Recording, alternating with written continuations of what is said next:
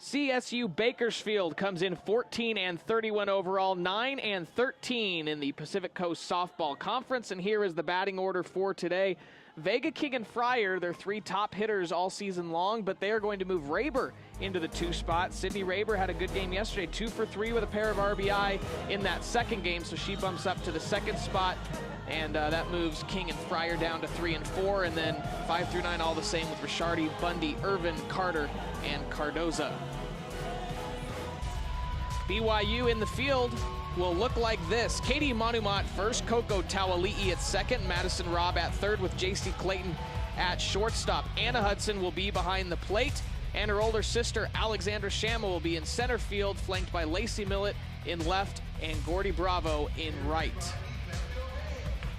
In the circle for BYU will be Hannah Howell, the 5'3" senior from Winfield, Louisiana. 11-14 on the season with a 2.86 ERA, making her 25th start of the season. She pitched 2 1/3 innings yesterday in the start of game 1, gave up 4 hits, 1 run, didn't walk anyone, and had 1 strikeout, getting the start in the first game of the doubleheader again today, Gary.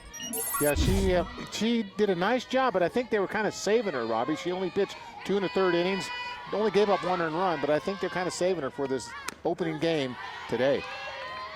Carissa Vega, the 5'6" junior, leading off again for CSU Bakersfield. She was 2 for 3 with an RBI double in game 1 yesterday, and then 1 for 3, walking and scoring a run in game 2. 338 batting average, second best on the team. The left-handed slap hitter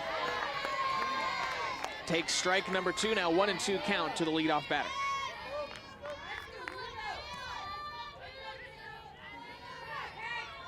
Vega came into this game batting .338. Had 44 hits, 6 doubles, 2 triples. Swung on a miss, strike 3, first strikeout victim for Hannah Howell. Vega goes down on strikes for the 19th time this season, and Howell ringing up strikeout number 99, needs 1 more to reach 100 in her junior season. And you don't strike out Vega very often. She had 6 at-bats yesterday, went 3 for 6, batting .500 with no strikeouts. She's a catalyst. If you can keep her off the base at the top of this order, you're going to be successful. Sydney Raber, the 5'2" freshman from Hanford, California, starting right fielder. Moving up to the number 2 spot today, was 1 for 3 in game 1 yesterday, then went 2 for 3 with 2 runs batted in game number 2. Comes in hitting .243. Other than King, Fryer, and Vega, who are all hitting over 300, Raber, the only other batter in the lineup that's hitting over 200, comes in at .243.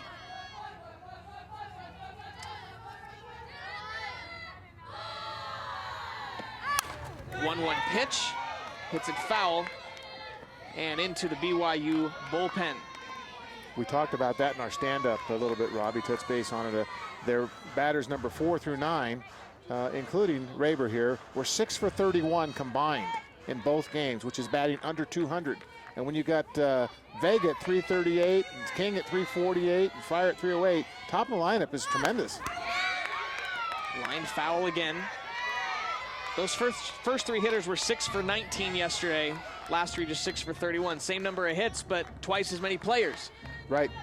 One's hitting over 300, one's hitting under 200. So that's a big difference. And when you get to the top of the lineup, you just have to be extra cautious here if you're Hannah Howe, because you might be able to coast a little towards the bottom, but not in the top. These hitters are as good as anyone in the conference. 1-2 count to Raber. Checks her swing and fouls it off. A moment ago, you saw head coach Chrissy Buck in her 2nd season at CSU Bakersfield. A product of UCLA, graduating in 2002, won the College World Series with the Bruins in 1999. 1-2 pitch, misses for a ball, going 2-2.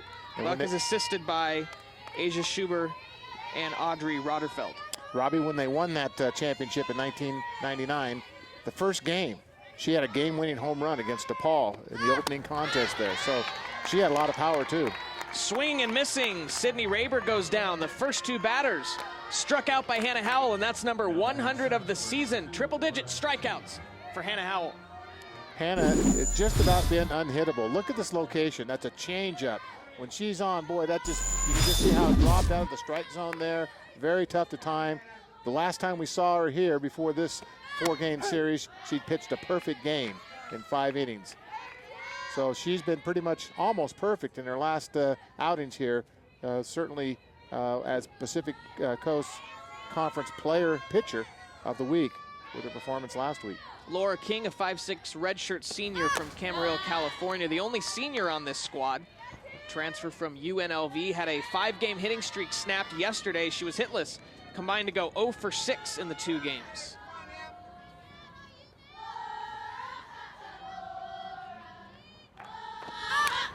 One-two pitch fouled off.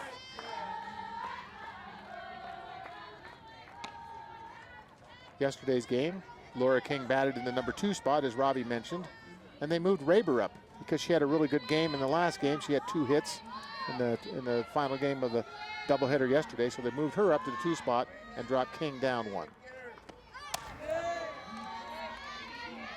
Count evens up at 2 balls and 2 strikes.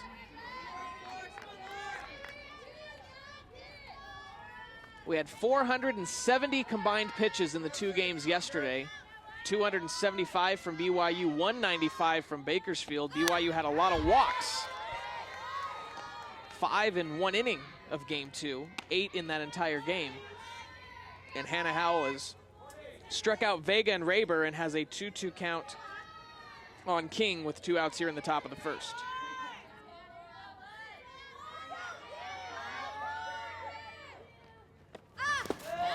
Get back to your pitch count there, Robbie. In the first game, there was 189 total pitches.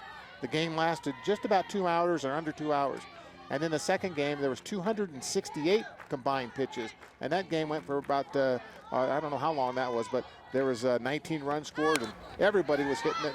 And 8 walks from BYU pitchers, and it just seemed to really slow the pace down.